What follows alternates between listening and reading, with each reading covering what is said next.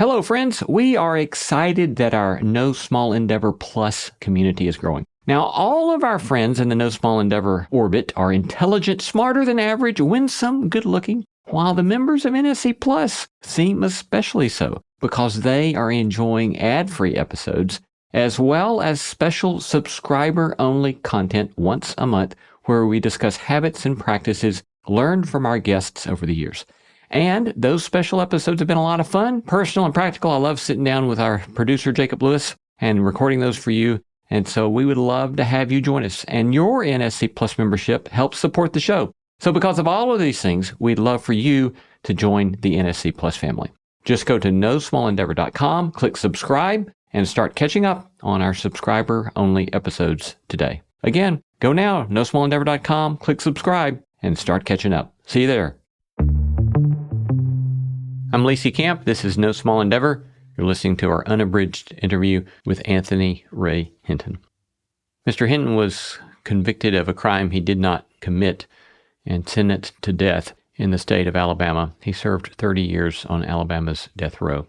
He's the author of the book, The Sun Does Shine. Being a professor, one of the things I have to watch is not to recommend too many books to friends and family members. But I told one of my sons that I wish that every person in the United States would read Anthony Ray Hinton's book, The Sun Does Shine.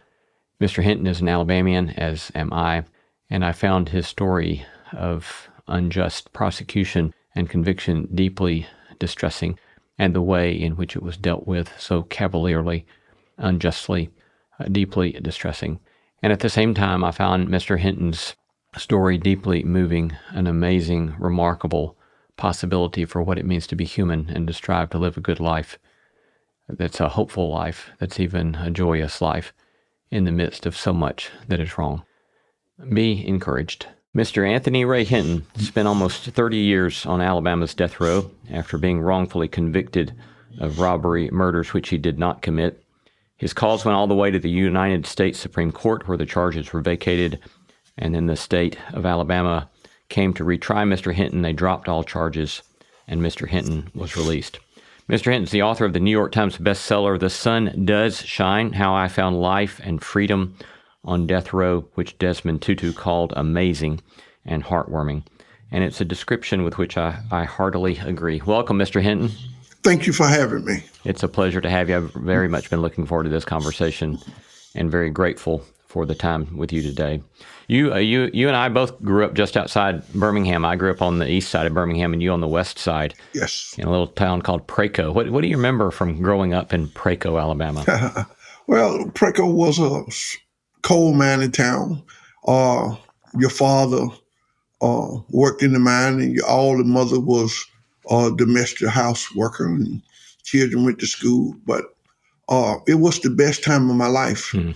And I didn't realize at the time how great of a life it was. We didn't have money, but what we had was a village. And when I say a village, every adult in that community had the authority to whoop you. I never got a spanking. They whooped you. And we grew up with the sense of value that yes, ma'am, and no, ma'am. Yes, sir, no, sir. We gave adults respect, and by giving adults respect, it taught us how to respect each other. Mm-hmm. But more important to me, it taught me how to respect myself. And I am a true believer that if you don't respect yourself, there's no way you can respect anyone else. And so we did the best we could. We lived in not the best houses in the world. The bathroom, as we call it today, was outside. Everybody had the same. And so laughter was all over the coal mining town. We had every evening would play some type of sports, but you couldn't play sports or anything until you're done your homework. And you had to do your homework, and then your mom would give you permission to go outside and play with the other kids. And so we grew up together, and growing up like that, it made the other kids feel more like family than friends. And so it was a close-knit coal mining town that you just couldn't find in America anymore, I don't believe. And so, as I said, It was like a town that everybody knew your name. Everybody knew each other. You didn't have to lock your doors, or what one had, everybody else had. Mm. I can remember my mother used to raise some hogs, and she would raise about 6 hogs a year. And when it was time to kill that hogs, the first 2 or 3 hogs she killed, the meat went to the neighbors, not Huh. out. Huh. And after she used to say, "Hey, boy, come here. Take this down to this person. Take this meat down to that person and that person." And it gave me a sense of value that we shared with each other. Huh. And somebody in the community may have raised collard green. They raised enough collard green where everybody in the community got some collard green.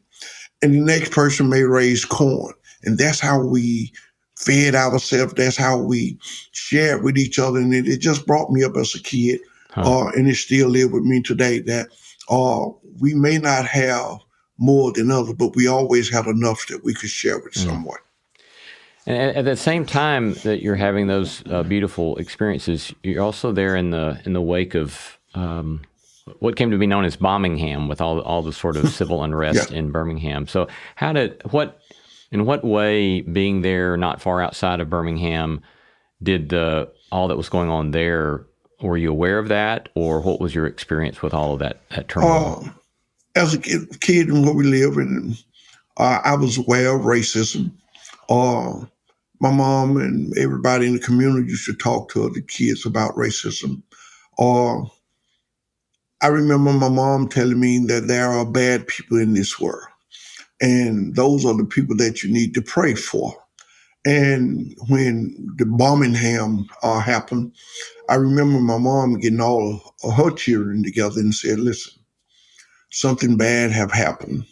And she told us about it, the church. And she thought that when a man or anyone else who disrespect God's house, that person is really evil.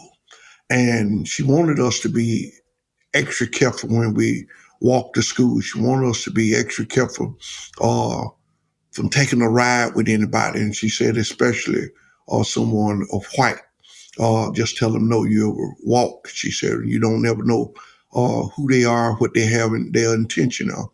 And so it made us go to church. I never will forget, we went to church and we prayed for the little girls that had been killed in the bomb. We prayed for Birmingham. We prayed for that this wouldn't escalate any further where it would get out of hand.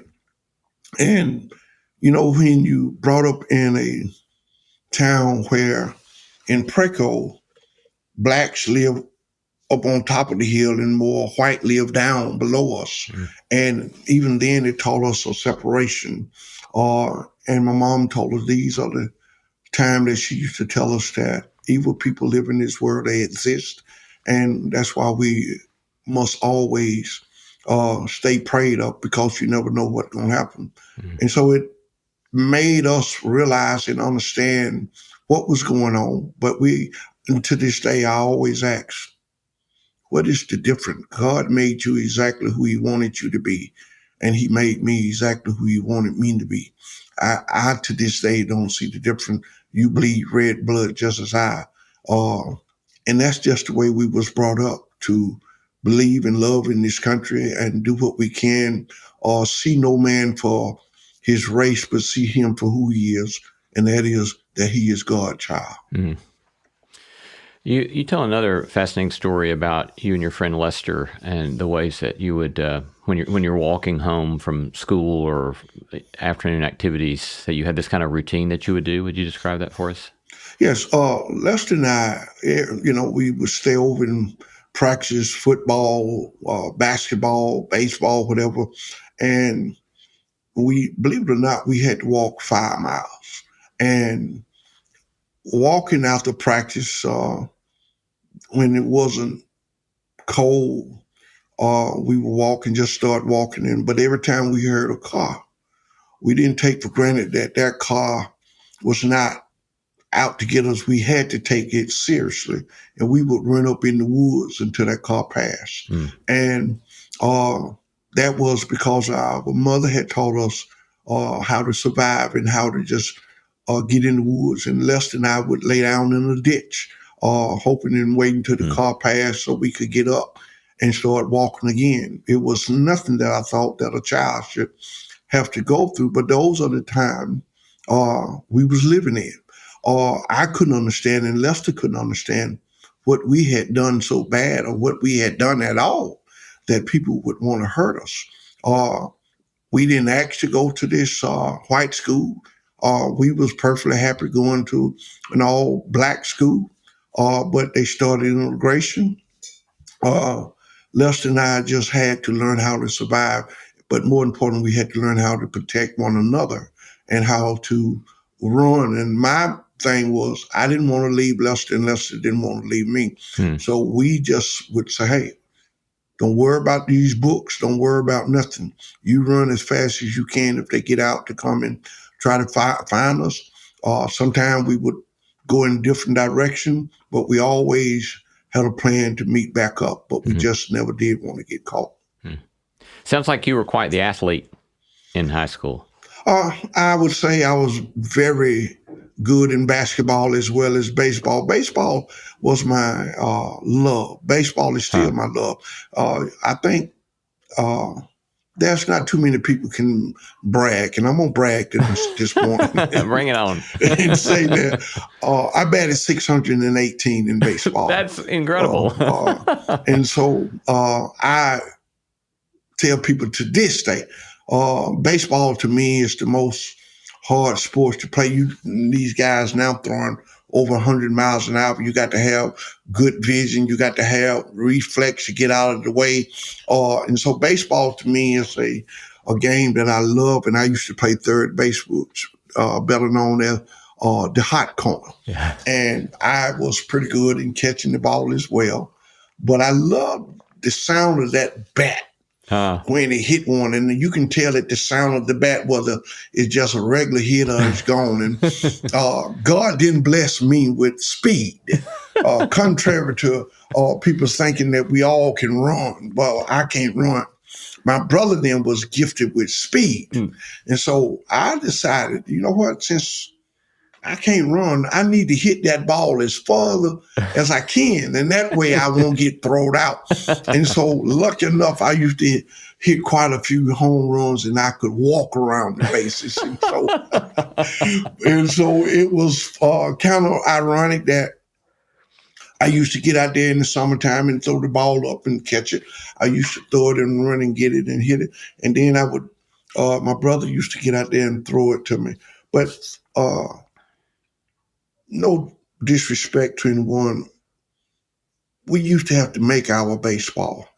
We would get paper and we would get some electrical tape and wrap that electrical tape around and kind of make it real hard. And we used to hit with a broomstick. So you can imagine when I fell in love with a real bat and a real baseball, after hitting an electrical tape ball and using a broomstick as a bat, I knew that pitchers that faced me was going to be in trouble.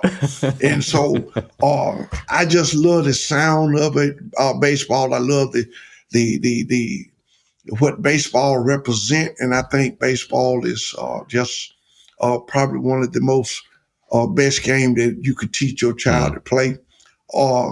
Basketball, I was pretty decent in that. I would score. I want to tell this story. I went down to a place called Holy Pond. I don't know, have you ever heard of it? No, sir. It's down toward Culm, Alabama. And people of my color wasn't welcome there. And so, but we go down there and we play this team called Holy Pond. And in the first quarter, I had scored 30 points. And I'm so caught up. It looked like every time I would just shoot the ball, it would go in. I don't care where I was shooting it from. Now I know they call it, you just in that range, you hot. And no matter what you throw up, it goes in. And so I had hit up 30 points in the first quarter. And in my book, I describe how I'm thinking the crowd was cheering, Hinton, Hinton, Hinton. And the coach pulled me out and put me on the bench. And I look at my white teammate and I said, what's wrong? And he looks at me.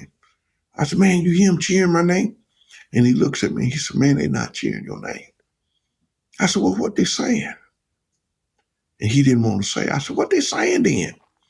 He said, man, they saying. And I never will forget. The coach got up, went out, walked out in the middle of the court, and he told them that would be enough of that. Mm-hmm. And I didn't go back in the game to play the next 3 quarters. I probably could have walked away with 100 points or better. But for some reason, me being out there scoring those points like that made that crowd even more angry than I thought. And then when the game was over, the coach came and said, I don't want you to sit. I want you to lay down on the bus until we get out of here. And when we get out, we'll tell you and get back up and sit in your seat. No child should have to go through what I went through just because I was born black and poor, but I was born with a gift, and that is a gift to play a little sports better perhaps than someone else. But I didn't think I was no better than anyone. I just thought that perhaps I worked on my game a little more than they did. And so I had to pay a price as a child for that. Thank you for sharing that. So as I'm reading your book, and I only learned this in reading your book, that I remember I was in high school when these so-called cooler killer murders were happening, and there were several episodes where the robbery murder occurred, execution-style killing, where the manager of the restaurant would be put in the cooler and shot. 2 of these had happened. Then a third one happened in Birmingham where it was attempted, but the manager of the Quincy's was not killed, but was shot in the head and survived. And then you tell how on July 31, 1985, which again, it's kind of bizarre to me because I know that was the summer I just graduated from high school and I'm getting ready to go away from home. And you had been out of high school for a number of years at that point. You're cutting grass there at your home where you and your mother lived together. And I think you were reciting a Bible verse, I think you say. Do you remember what you were reciting and what happened that day? We was getting ready to go to Bible revival. And I had been asked earlier to be prepared to say something to the congregation. And always, I said, I've always been in church witness for God. And I had thought about what scripture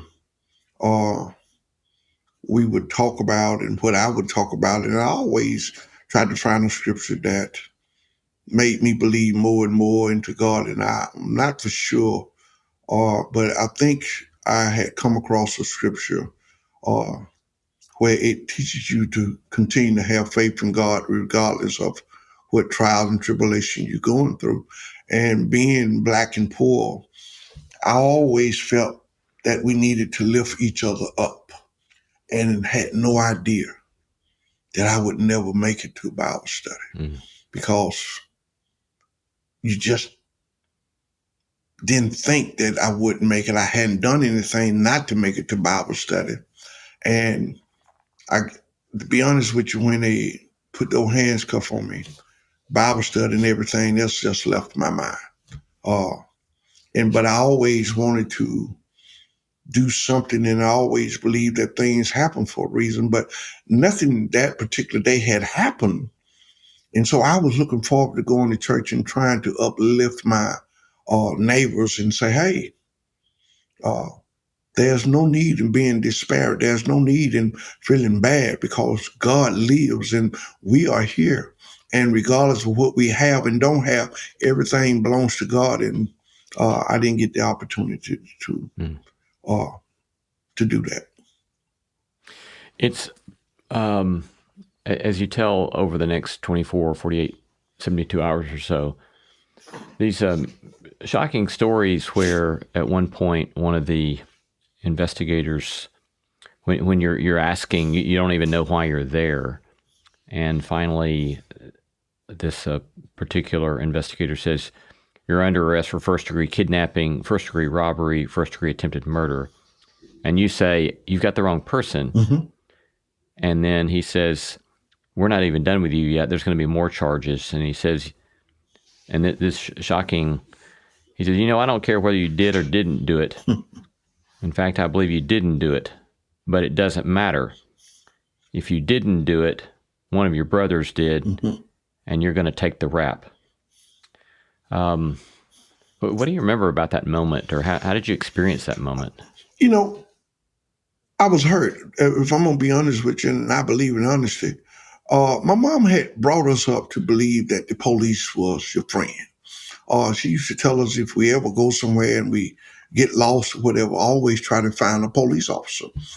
They are there to protect you. They are there to help you. And so when these detectives was arresting me, and I said, well, you got the wrong person. I haven't done any of that. He said, let me tell you something right now. I don't care whether you did or didn't do it. He said, but I'm going to make sure you found guilty of it. And I said, for a crime I didn't commit? He said, you must have a hearing problem. Then I just tell you, I don't care whether you did or didn't do it. And I seen at that moment, this man was not going to listen to reason. He was not interested in anything I had to say. And after a while, I kept trying to convince him that I could never take another human being's life or anything. He finally looked at me and he said, let me tell you something right now. He said, since you're being honest with me, I'm going to be honest with you. He said, I truly believe you didn't commit the crime. He said, but since y'all, and he made sure I understood what y'all meant, since y'all is always helping one another, since y'all are always taking up for one another, why don't you take this rap for one of your homeboys who truly committed the crime? And with tears coming down my eyes, I wiped away the tears and I said, officer, there's not a homeboy in this world I would take a rap for like that. And that detective walked off and shut the door and left me now puzzled with, what is this all about? He just made a statement to me that he truly believed I didn't commit the crime. So why am I here? And I had to sit in that cell and ponder that and ponder that and ponder that for even to this day. I still think about the day that he looked me in my eye and told me that. Mm-hmm. And so just for folks listening, if I understand some of these facts, certainly correct me, but you were at a job where you were in a locked warehouse where you had checked in with your supervisor, and the supervisor then would later testify that you were actually at your job, 15 mm-hmm. miles away, mm-hmm. And that there was no way that you could have done it. And yet other false testimony and or very shoddy ballistics evidence was mm-hmm. used in order to convict you? Yes. And as well, you passed a polygraph test, which was not admitted into court. Is that mm-hmm. correct? Correct. Yeah. In what ways, you say at one point that after you're on death row, and I want to come later to talk about your experience of going to death row, but you say at one point that there was a bad joke on death row. What does capital punishment mean? And the punchline is, it means a guy without capital gets punished. Mm-hmm. Would you do a little bit of commentary for us on the ways you saw lack of access to money being crucial in your unfolding story? I saw at that time that if you're born black and poor, that the authority had the power to come and arrest you and accuse you of any crime that they wanted to solve, or not solve, but to solve it for the business community. And I realized that if you don't have money to hire decent defense, 100% you was going to be convicted, especially if you're a person of color. And as I was trying to explain to these detectives that I could never take a human life, I goes to trial. And if you don't mind, I'm on a back. Yes, that sir. Same detective looked at me and he said, there's 5 things that are going to convict you. Would you like to know what they are? And I said, yes. He said, number one, you black. Number two, a white man is going to say you shot him. Whether you shot him or not, believe me, I do not care. He said, number three, you're going to have a white prosecutor. And number four, you're going to have a white judge. And number five, you're going to have an all-white jury. He said, do you know what that spelled? And since I didn't know what it spelled, he spelled it for me. He said, conviction, conviction, conviction, conviction, conviction. And here I am today. If I could meet that detective, I would reach my hand out to shake that detective's hand to say, you was dead on the money. Those are the five things that convicted me. White, white, white, white, white. Now, what I want you and your listener to understand, and listen, he never did say we have any evidence. He didn't say we got your fingerprint, we got a gun that we're going to convict you with. He didn't say we got somebody that can put you at the scene of the crime. No evidence. Everything he named was white. White prosecutor, white judge, white jury. We got a gun, we're going to say match, whether it match or not. And I, believing in the justice system at that time, I kept wondering, how can this be? The only gun they got is the gun that I told them that my mother had around the house for snakes. They didn't have a search warrant. They didn't have a warrant for anything. I volunteered because all my life, my mom brought me up to tell the truth. And if I hadn't done anything, my mom always told me, why are you running if you haven't done anything? Why are you lying if you haven't done anything? I told the truth, and they went back and got the gun, and I never will forget. I never will forget the DA asked me who am I. He said, who you going to get to represent you? And I said, I don't know. And by saying that, he knew at that moment that they could get a conviction because more than likely I was going to have a state appointed attorney. And that's exactly what I have. And when they appointed a state appointed attorney to me, I never will forget the judge said, Anthony Ray Hinton, you are being charged with 2 counts of capital murder. And he said, can you afford an attorney? And I said, no, Your Honor. He said, do you understand what you're being charged with? I said, yes, Your Honor. And he looked back in his courtroom and he called his lawyer up front and told that lawyer that he wanted him to represent me on 2 counts of first-degree capital murder. The lawyer didn't ask me my name. The first thing that lawyer said to me was, I did not go to law school to do pro bono work. And I looked at that lawyer and I said, sir, would it make a difference to you if I told you I was innocent? And that lawyer for the first time looked at me and he said these words. He said, the problem with that statement, all of y'all is always doing something. And the moment you get caught, you say you didn't do it. This is the lawyer that I had to believe was going to represent me to the best of his ability. This is the lawyer that I somehow needed to try and convince that I was innocent, but more important, my life is in your hands. I need you to give me your best.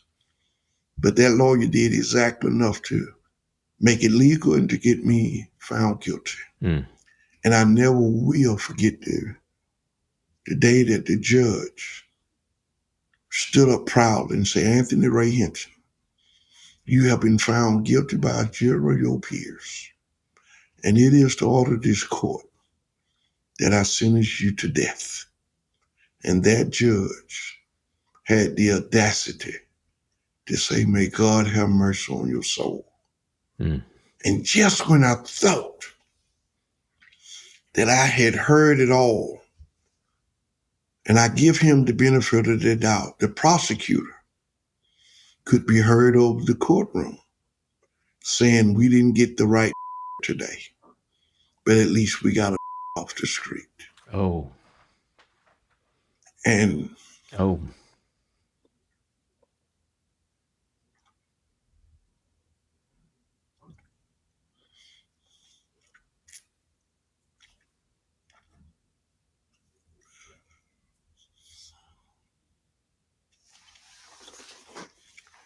that's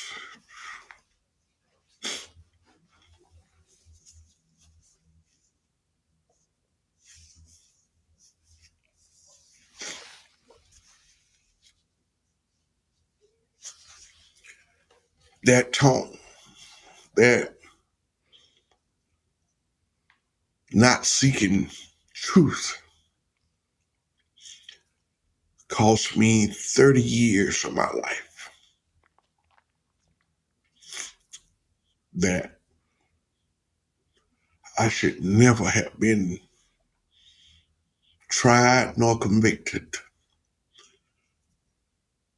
And that not seeking justice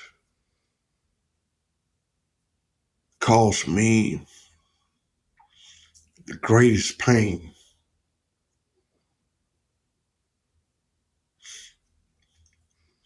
And that pain was, and still is, that I lost my mother while I was on death row for a crime I didn't commit. And I just believe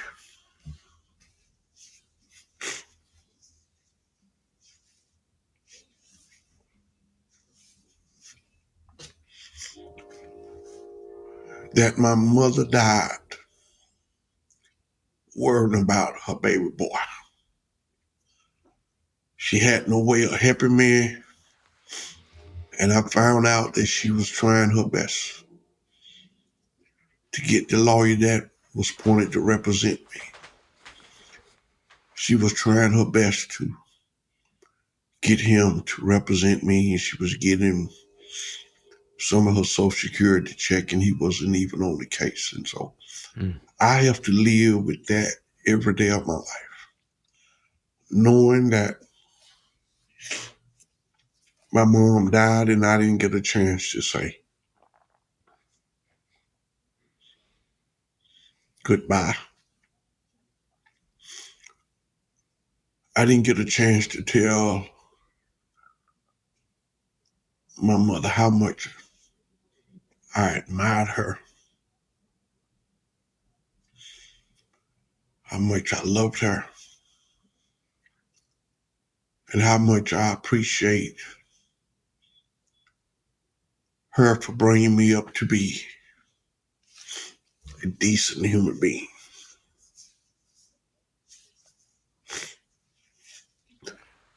Thank you. Thank you for that.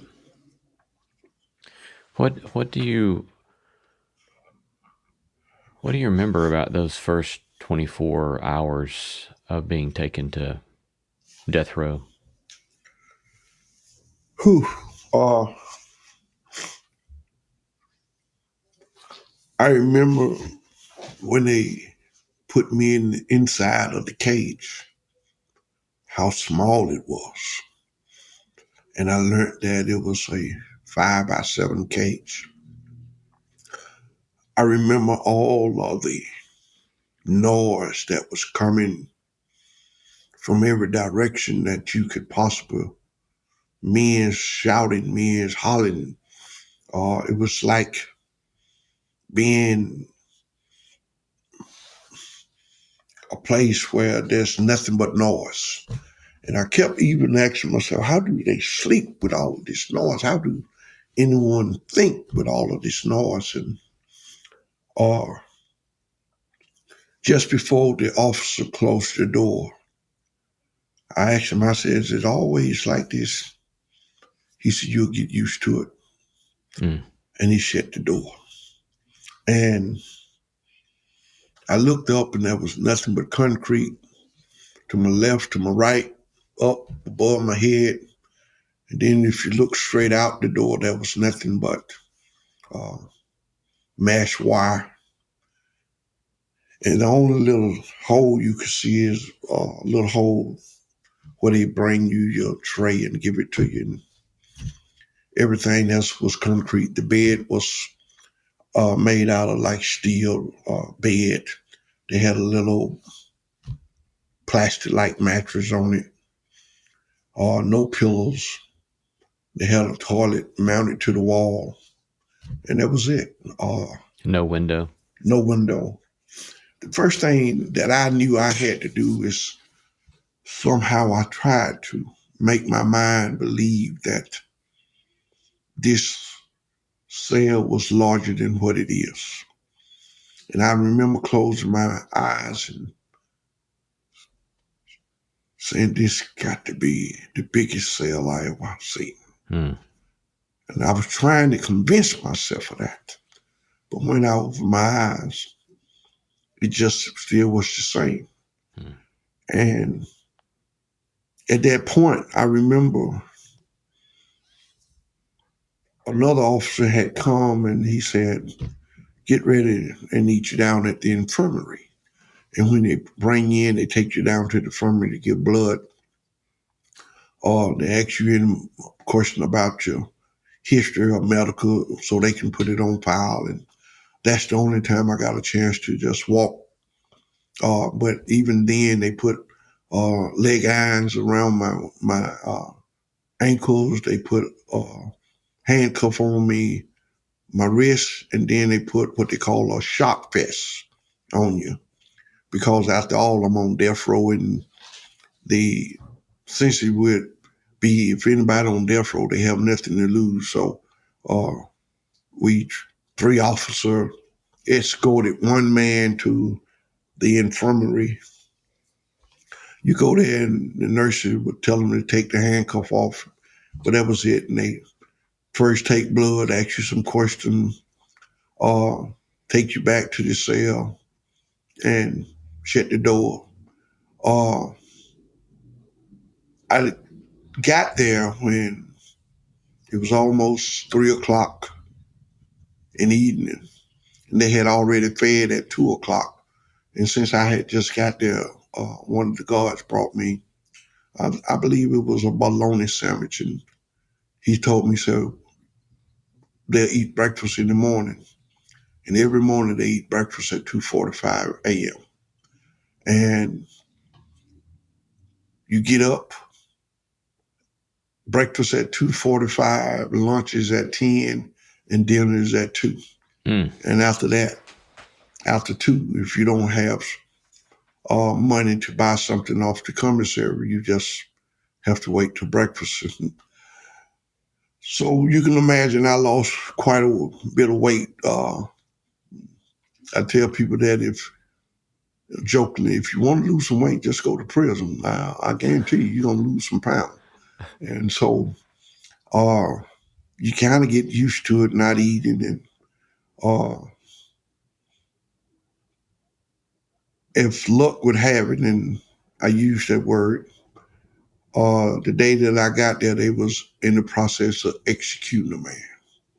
And I never had witnessed, never thought, never heard of someone being executed, but they had execution scheduled for that Thursday night. About 11:45, the men began to beat, and I was wondering what's going on now. And they would take their cups and just rattle on the bars and start beating, but just beating. And about all the men in death row. all the men. I mean, they beat it and beat it. And about 12:15 is when they stopped. And a guard, after a while, a guard would come and say, hey, it's over with. He's gone. And I didn't know because I was just getting there. That was their way of saying, we are with you until the very last. Or we don't know who is in the death chamber with you, who is there, whether you got family, friends, or who, but we want you to know that we are with you regardless. And the last thing we want you to hear is us beating on the bars for you. And so after that first execution, I asked a guy that was next to me. I said, "What is that all about?" And he told me.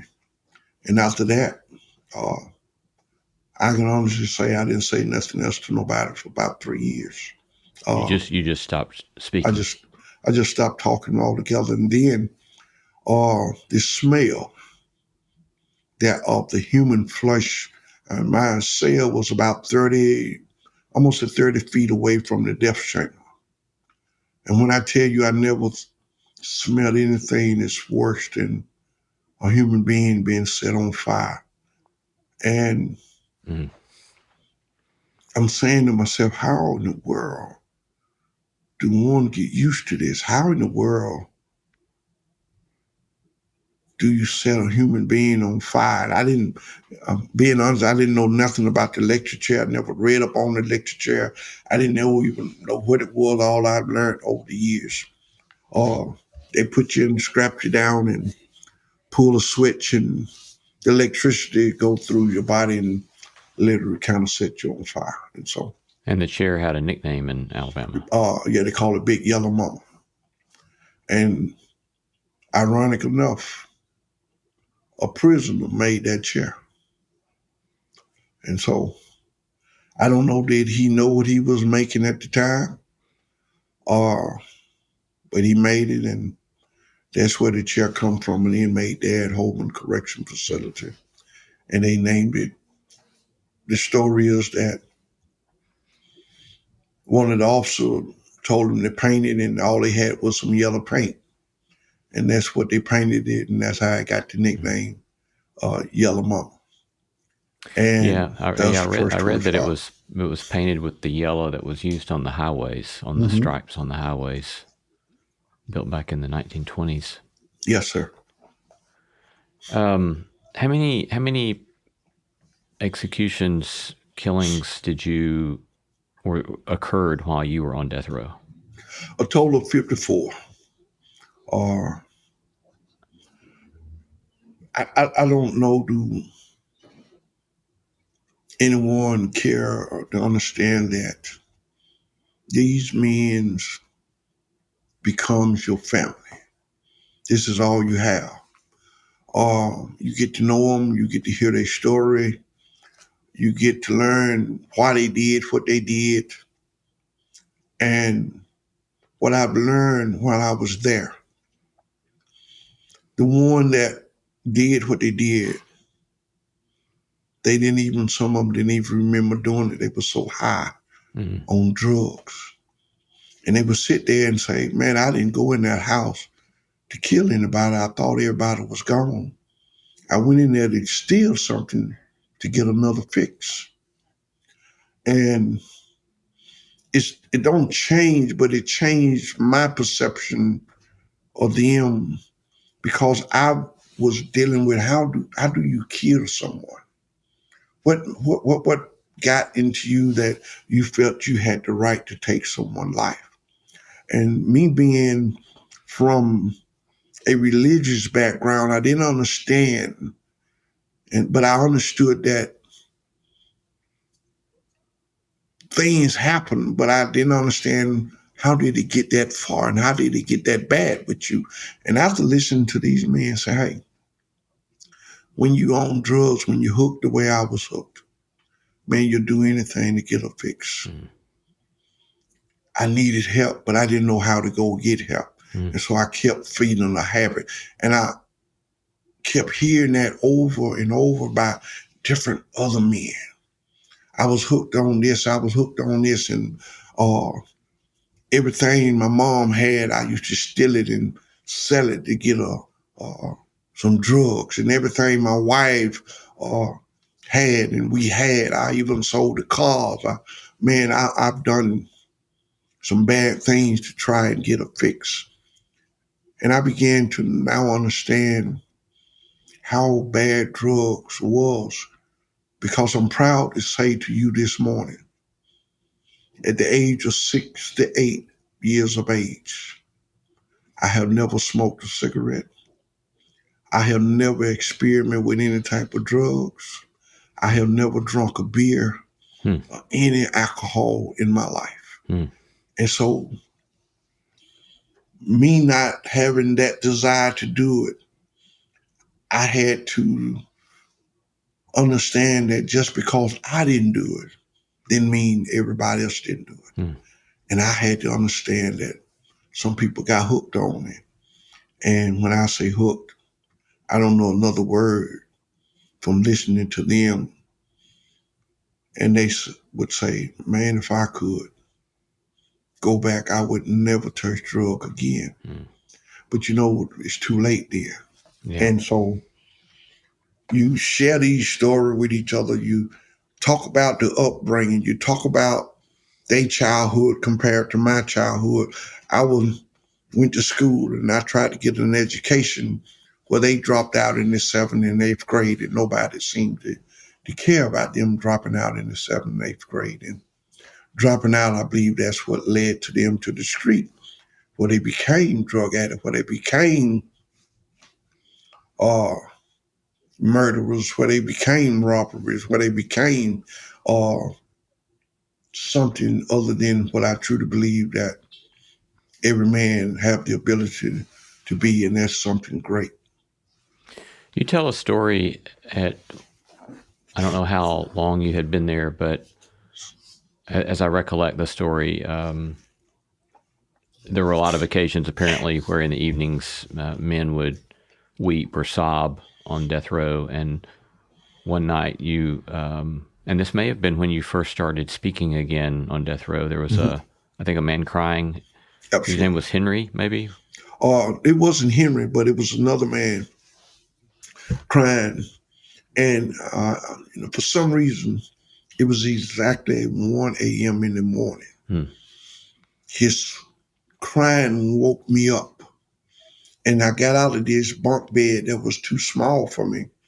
And my mom had taught me compassion. My mom told me no matter what one does in life, they still deserve compassion. And so I got up out of this bed and I walked up to the bars. Can't see who it is, don't know. And I said, sir, do you need me to get the officer back here? And it took this man a while to reply because I hadn't talked to him. And finally he said, no, I just got word my mother passed. And when I heard those words, his mother had passed, I thought about my mother. And I began to realize how thankful I was, even right there on death row. To my knowledge, my mother was still alive. More important, I was still alive. And I remember telling that man, if I can be of any help to you, all you have to do is let me know. I said, if you need me to write a letter, you need me to make a call for you, whatever I can do for you, I said, I'd be more than happy to do it. I went and sat on the bed. I didn't get back up in the bed. I sat on the bed and I said, God, if you're listening, I need to escape from this place. And I knew I couldn't escape physically, but I knew I could escape mentally. And I said, in order for me to survive this hell that I'm in, I need to escape. And I closed my eyes as tight as I could close them. And I've always wanted to meet Queen Elizabeth for some reason. And I just closed my eyes and imagined being at the palace. And when I got to the palace, I told the guard that I was there to see the queen. And they goes in and they tell the queen that I'm there. She invite me in. And when I introduce myself to the queen and we sit down and we conversate and we talk about Prince Charles, Prince Harry, Prince William, and the tragedy of Prince Di. 25 to 30 minutes into this conversation, for whatever reason, the queen stands up and she looks at me and she says, Mr. Hinton, would you like some tea? And I told the queen, I would love some tea. And she said, what would you like in your tea? And I told her some lemon.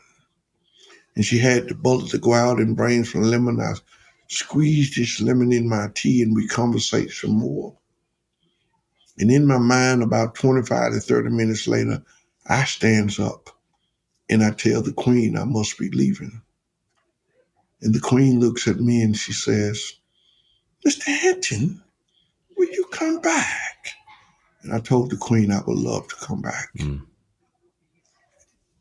Now that I realize I can leave death row anytime I want to in my mind, I did something next that at the age of 12, I promised myself that I would never do. And that is, I promised myself I would never get married. Huh. But I decided that I would get married. Huh. And I didn't just marry anybody. I married the beautiful and talented actress Halle Berry. Good for you. Halle Berry and I stayed married in my mind for 15 long, beautiful years.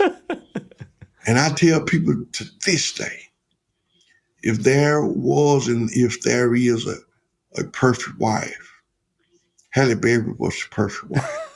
She didn't say nothing but yes, dear, and okay, dear. And whatever you want to do, dear, it's okay with me, dear. But then going into the 16th year, for whatever reason, the warden did something that he had never done for death row inmates. You got to realize we didn't have TVs, and they started letting us buy TVs from Kmart. Huh. And so the warden showed us a movie, and the movie was called Speed. And for the first time, I laid eyes on Sandra Bullock. And I watched this lady drive this bus around and around. And I tell people, if I'm going to be honest, I was building my nerves up to get Halle some sad news. And once I built my nerves up, just as I'm talking to you, I looked at that empty, and I pretend it was Halle, and I said, I'm going to divorce you and I'm going to marry Sandra Bullock. That had to be hard news for her. It broke her heart. But true to her word, she looked at me and she said, okay, dear.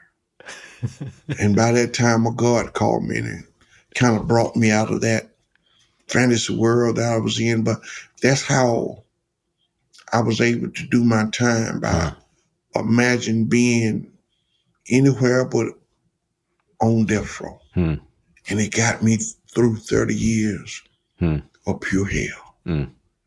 And it saved my insanity, because death row is a place of solitary confinement. I had to watch 54 men and one woman walk to their execution. I witnessed, and when I say witness, at least 11 men hung themselves while I was on death row. And I kept asking myself a question. When did death seem better than living? And I kept asking myself, when did these men lose hope? Where did the hope go? And I kept saying, I don't never want to lose my hope. It is that hope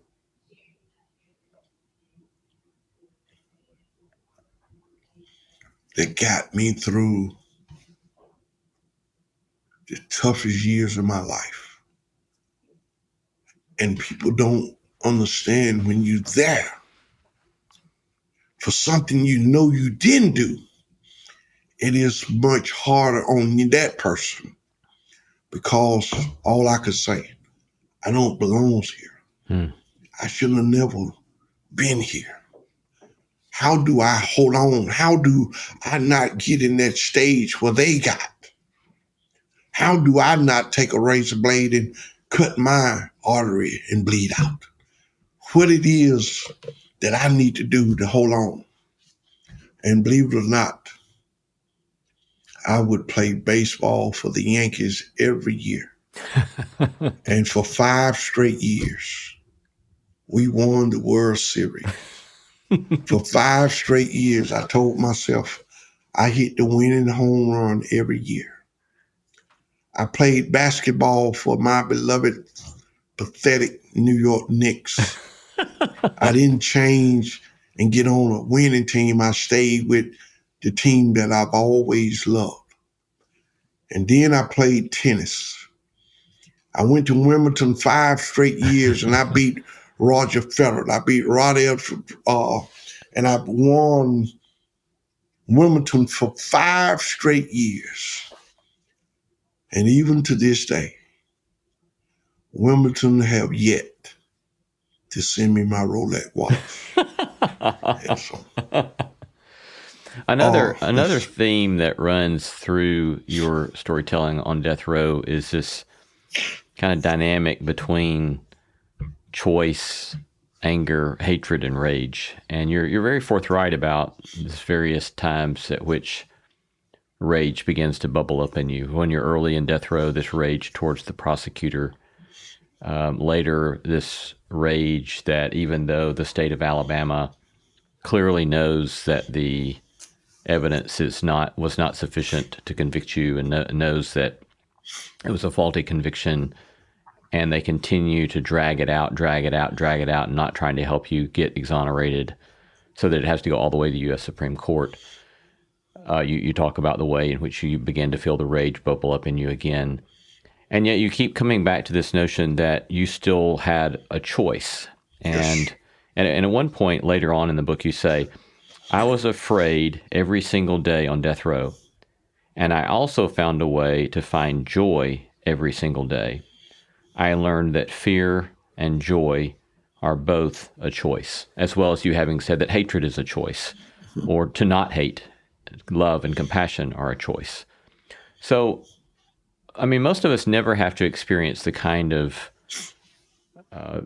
horrible circumstances that you had worked through, and then you come to this realization about choice. So I mean, help us think through how does one hold on to that choice? How does one hold on to the possibilities of having that kind of agency in one's life? Well, I think it goes back to your childhood. I think it goes back to your upbringing. You know, ironic, we getting ready in a few days to celebrate Christmas. And as a child, there was a lot of days that a lot of Christmas we didn't get toys. We didn't have the money to get toys. And so as a child, I've learned that although I didn't get anything for Christmas, I still had my mom, I still had my brothers and sisters, I still had my friends. And so the toys wasn't as important as I thought they were. To this day, I still tell people, every morning you wake up with a choice. What you choose to do with that choice is entirely up to you. But at least you wake up with a choice. And even on death row, I let those men know every morning, if you're alive, you got a choice today. You can sit in that cell and be angry with the world. That's up to you. You can sit in that cell and try to find peace, joy. That's up to you. But you can't say you don't have a choice. Mm. And what I did was, you mentioned Henry, and I want to share this with people. Henry was a Ku Klux Klansman. His father was the Grand Wizard of the Ku Klux Klan in Alabama. Mm. And when you come to death row, nobody know what you done. Nobody know really who you are. And the cell next to me was empty, and they put Henry in it. I told Henry my name was Ray, and he told me his name was Henry. And I said, well, I'm not going to welcome you to death row, but you're here. I said, if ever you need anything, please feel free to ask me. If I got it, you're more than welcome. I said, not only me, but any of these guys around you. We are a family here. Getting to know Henry, I was told and informed that Henry was a Ku Klux Klansman, and Henry had did a horrible crime. And Henry, a black man, had got found not guilty in Birmingham for killing a white police officer. The Klan was up in arms, and Henry's father gave his son an order to go out and kill the first African-American male that he came across. Oh, Lord. And I kept wondering, where was that village that we love to talk about? Where was that village that said it takes a village to raise a child? Where was that village when this young boy was being taught hate? Where was that village when he went to school and was allowed to say all kind of racist words and use race appetite the way he wanted? Where was that village? Well, that village was nowhere to be found, and that village came out when he was apprehended, and that village sit on the jury box, and that village found him guilty, and that village said, this would be a better world if you wasn't in it. And they sentenced my friend Henry to die. And over the course of the years that Henry was on death row, I said, Henry, I want you to be who you think you are. Henry, I want you to use whatever words you want to use. Believe me, there's no repercussion in whatever you say. You have the freedom to speak as you want to. I wanted to prove to Henry that I was nothing the way that his father, his community, or anyone else had told him I was. And Henry did use the N-word, and Henry said it proudly. I still talk to Henry every day, and I'm going to cut it because it's a long story. Within 10 years, Henry had stopped using the N-word, and Henry began to see that everything that his father had told him was a lie. And I said, Henry, my mother loved me, for my mother always been truthful to me. I said, Henry, I'm not going to tell you your father didn't love you, but I believe he didn't love you enough to tell you the truth. I said, Henry, racism is passed down from generation to generation. I said, the fact that you was your father's son and you was perhaps going to have children and you was supposed to pass it down. I said, Henry, I want to start a book club and I want you to be in my book club. And I started that book club after convincing the warden. And the book that I wanted Henry to read was by James Baldwin, Go Tell It on the Mountain. And I never seen anyone read the book, and Henry had wrote up 6 pages back and front, questions, what he thought about the book. And when I told him, I said, Henry, you do know that James Baldwin was a black man. And Henry said, what? I said, yeah, you read James Baldwin is black, Henry. I said, you had to read the book and you had to know he was black. And Henry said, well, I didn't even know black people wrote books. I said, Henry, you lived in a world that you was being taught whatever they wanted to teach you. I said, we are police officers, we are judges, we are lawyers, we are doctors, we are nurses. I said, Henry, we everything that a white person can be. I said, we may not get the notoriety that you get. I said, but we are there. So my point was not to disgrade Henry, not to make Henry feel bad. I wanted to show Henry we are the same. So in going in year 12, his mother came to visit him, and she died of a mass heart attack right there on the visiting yard. They cleared the visit off, and we rallied around Henry. We finally got Henry through that, and I said, Henry, everybody that live must die. I said, Henry, I don't know, do you go to church or did you go to church? And perhaps y'all don't talk about love and death like we do in black churches. I said, but we talk about it all, and we try to prepare each other for death will surely come one day.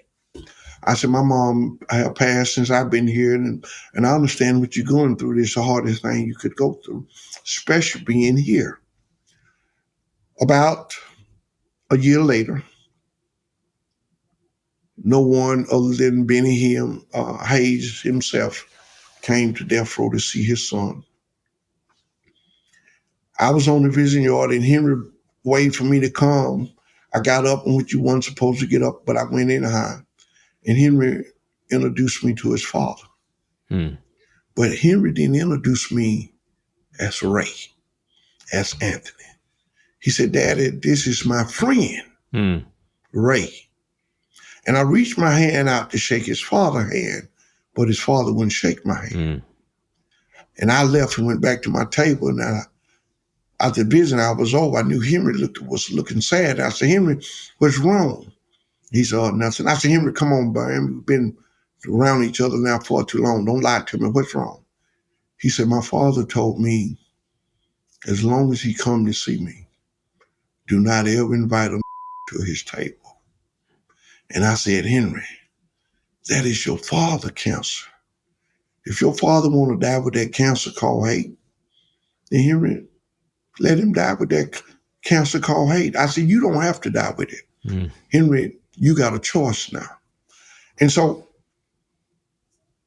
his father came back 3 months later, and God would have it, he died of a mass heart attack again on death row, visiting his son. And I said, perhaps I shouldn't have. I said, Henry, it seemed as though God allowed your mother and father to come here on death row, and they died here as well. I said, it's like God is saying, since you put your son on death row, then it's only fitting for you two to die on death row.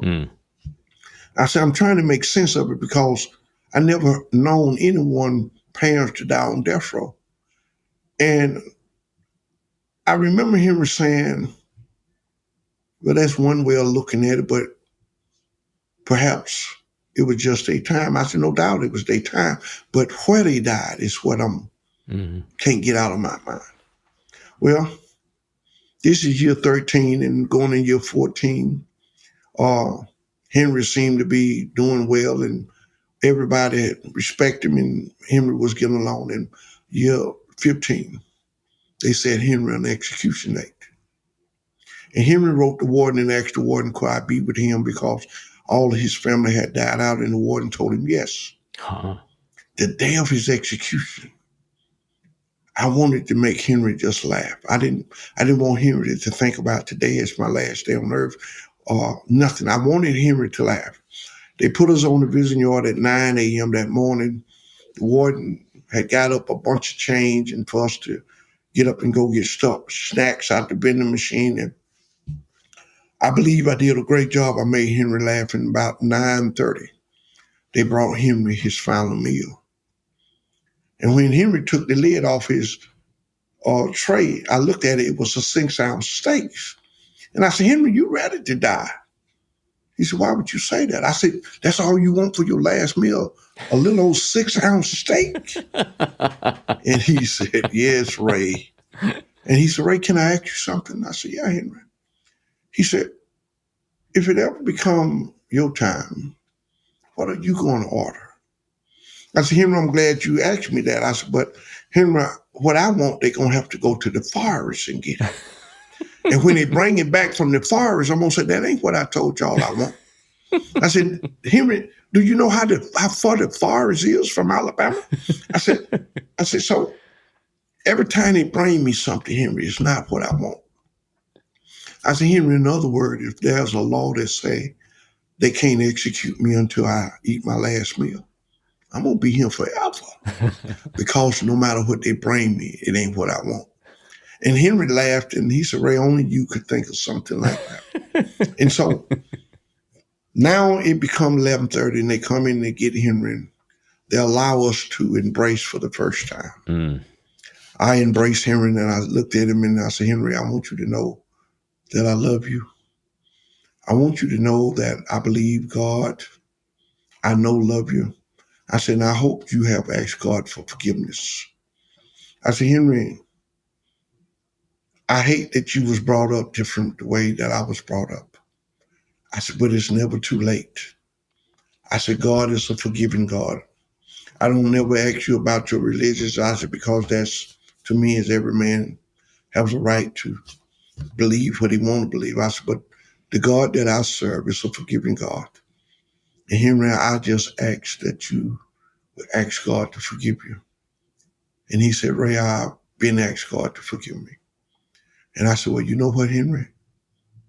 I truly believe that one day you and I will see each other again. And I said, Henry, for the last 15 years, I am proud to call you my friend. I'm proud to get to know you. I just wished that we hadn't met under these circumstances. Henry looked at me and he said, Ray, you have been the best friend that I could ever have. You've always been there for me, and I want to thank you for being there for me. You never judged me. He said, and I don't know nothing else to say, but I love you as well. They took him away and they put him in the chair. And they asked Henry, did he have any final words? And I would never forget Henry's final words. He said, all of my life, I was taught to hate. All of my life, my mother taught me hate. My father taught me hate. My community taught me hate. And the very people that they taught me to hate for the last 15 years have shown me nothing but love. And tonight, as I leave this world, I leave this world now knowing what real love feel like. And they executed my friend Henry. And I tell people to this day, I don't understand as a kid why I was hated. I don't understand as an adult why I'm hated. And I believe that if we're going to ever do away with hatred, America need to have an open and honest conversation about racism. Henry and I did it. Henry and I didn't hate each other. We had a love for each other. You won't always agree with each other, but there's nothing that I believe that you and I can disagree that we can't fix it or we can't move from it. And so even on death row, I tried to be that beacon of light for people. I tried to be that star to say, hey, we are on death row, but we still God children. We still have a need to help one another. We still have a need to be there for each other. And I hate to tell you this morning, but death row is the only place that I ever been in my life that I never experienced any racism. And I have pondered that there, and I pondered it 9 years later. I have truly asked myself, what was it about death row that you didn't hear no racist talk? You didn't hear no people racing to fight one another, to kill one another. They shared with one another. They knew who Henry was, and yet every black man there allowed him to be who he thought he was. And I can't understand what it is about us today that we're not willing to have an open and honest conversation about race. I truly believe for death row, it was because we all lived in the same cell, a 5x7. We all wore the same color tennis shoes. We ate the same food. We had the same amount of time on the vision yard. There was nothing that I had more than the next man to make him envious, jealous, or anything. I don't know if that why, but that's the only thing I can think of. We had nothing to be jealous of one another about. Been talking to Mr. Anthony Ray Hinton, wrongfully convicted of murders and robberies he did not commit, who spent almost 30 years on Alabama's death row. Mr. Hinton, thank you. This is honored to get to be with you today, and we're very grateful for your bearing witness and your time and the willingness to go through those difficult stories with us again. We thank you and honor you. Thank you, sir. How do you find hope in dark times? Can you cultivate compassion, even for your enemies? Life is full of big questions, and in a world that often seems like it's spinning out of control, finding answers can feel ever more urgent. But we humans have faced challenges before, and the solutions to many can be found in the wisdom of the world's spiritual traditions. Join me, Dave DeSteno, host of How God Works, a show about the science behind spirituality, as I look for answers. Listen wherever you find your podcasts.